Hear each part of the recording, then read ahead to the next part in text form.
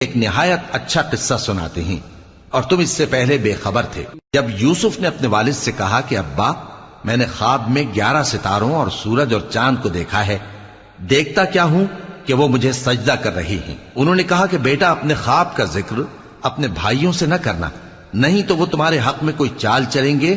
کچھ شک نہیں کہ شیطان انسان کا کھلا دشمن ہے، اور اسی طرح اللہ تمہیں برگزیدہ و ممتاز کرے گا اور خواب کی باتوں کی تعبیر کا علم سکھائے گا، اور جس طرح اس نے اپنی نعمت پہلے تمہارے دادا پر دادا ابراہیم اور اسحاق پر پوری کی تھی، اسی طرح تم پر اور اولاد یعقوب پر پوری کرے گا۔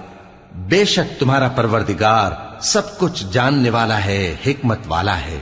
ہاں، یوسف اور ان کے بھائیوں کے قصے میں پوچھنے والوں کے لیے بہت سی نشانیاں ہیں۔